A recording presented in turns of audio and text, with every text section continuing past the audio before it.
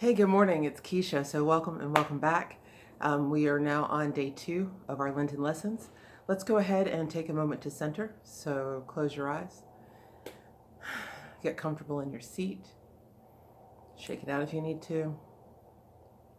Deep breath in and out.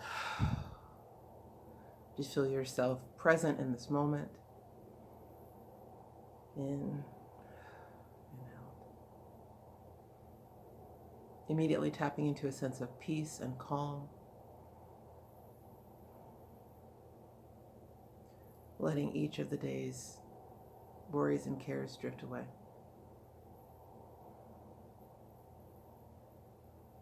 Peace and calm, focused, centered in this moment.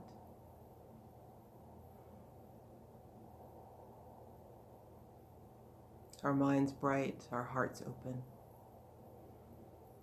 And just breathe.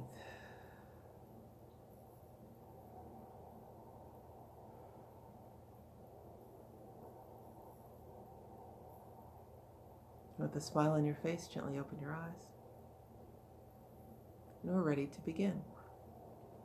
So as part of my practice, in the evenings, I go back and I read from Keeping a True Lent, the chapters that are at the beginning of the book.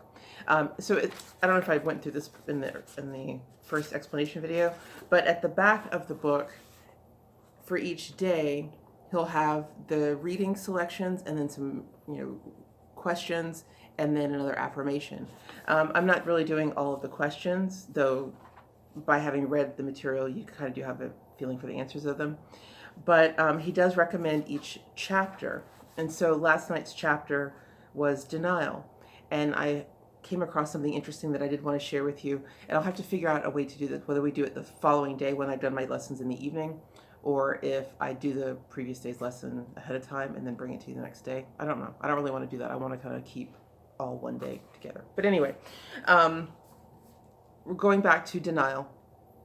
Denial can be the straightforward, I deny the presence or existence of, or the thought of so-and-so. But a denial in thought can also be a conscious acknowledgement of an incorrect conclusion.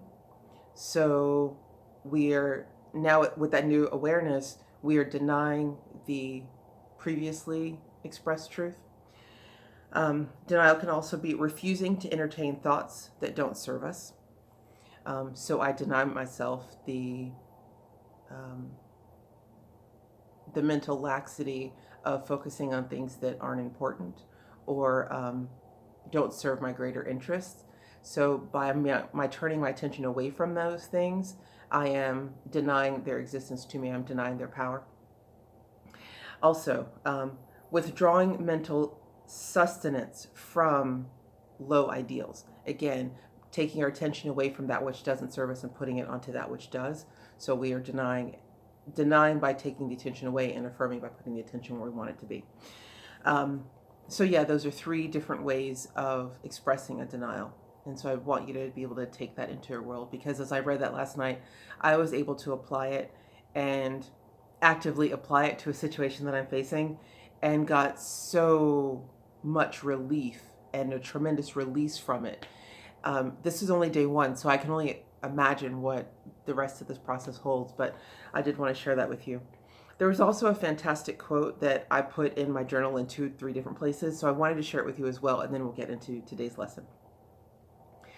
A great number of things that you look on as realities are simply transient shadows that can be dissipated into nothingness by your telling them the truth as to their unreality. I'm going to let that sink in. That is some poetry. Go back and reread that or take notes on that. That was a good one. All right, so today's lesson, day 2, we are moving into affirmation. So our reading from scripture will be from Luke chapter 7, verses 1 through 17. So let's get to that. Luke 7, 1 through 17. When he had finished all of these words in the hearing of the people, Jesus entered Capernaum.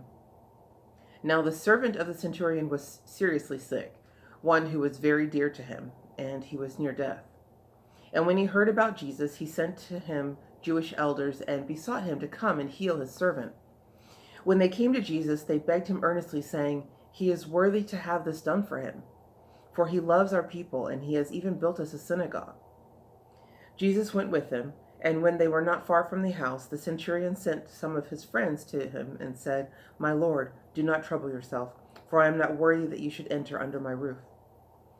That is why I was not worthy to come to you. But just say a word, and my servant will be healed. For I am also a man under authority, and there are soldiers under my command. And I say to this one, 'Go,' and he goes, and to another, 'Come,' and he comes, and to my servant, 'Do this,' and he does it." When Jesus heard these things, he was amazed at him, and he turned and said to the people who followed him, "I say to you, not even in Israel have I found such faith as this." So those who were sent returned to the house and found the servant who was sick healed. And it came to pass on the next day he was going to the city called Nain, and his disciples were with him and many people. And when they came near the gates of the city, he saw a dead man being carried out, who was the only son of his mother, and his mother was a widow, and many people of the city were with her. When Jesus saw her, he had compassion on her, and he said to her, "Weep not." Then he went and touched the bier, and those who carried it stood still, and he said, "Young man, I tell you, arise." And the dead man sat up and began to speak, and he gave him to his mother. And all the men were seized with fear, and they praised God, saying, "A great prophet is risen among us, and God has visited his people." And this word about him went out through all Judea and through the country around him. Okay, so we have the healing of the Roman servant, as well as the resurrection of a dead man. Okay, so affirmation from Keeping a True Lent. The science of spirit is the orderly study of truths formulated in divine mind according to the operation of universal law. An affirmation is a positive and orderly statement of truth. By affirmation, we claim and appropriate that which is ours. The word is the working power of divine mind. One will go down to defeat it if in his hour of need he positively affirms the almightiness of God mind through Christ and evokes its help in his behalf. I declare that as a child of God, I am now entering the Christ consciousness of perfection. This is in itself an affirmation, the highest I can make. Jesus helped himself into his high state of being by his use of the spoken word. He continually made the very highest affirmations, such as, "I and the Father are one. All authority hath been given unto me in heaven and earth. And I am joint heir with Jesus to the infinite good of God." I am joint heir with Jesus to the infinite good of the kingdom, and by the faithful use of my spoken word, I claim my heavenly good. Faith is the result of many affirmations. Each affirmation helps to build up a substantial, firm, unwavering state of mind because it establishes truth and consciousness. As day by day I repeat and courageously live affirmations of truth, I come to know that I am opening a channel of intelligent communication with the silent forces at the depths of being. Thoughts and words therefrom flow forth, and I realize an entirely new source of power developing within me. So, as day by day I repeat and courageously live affirmations of truth, I come to know that I am opening a channel of intelligent communication with the silent forces at the depths of being. Thoughts and words therefrom flow forth, and I realize an entirely new source of power developing within me. Breathe that in.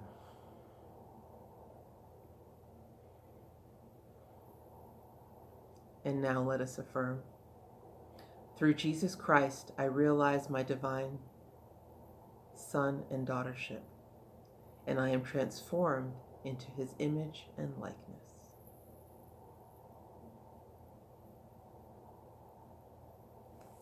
And there we have today's reading.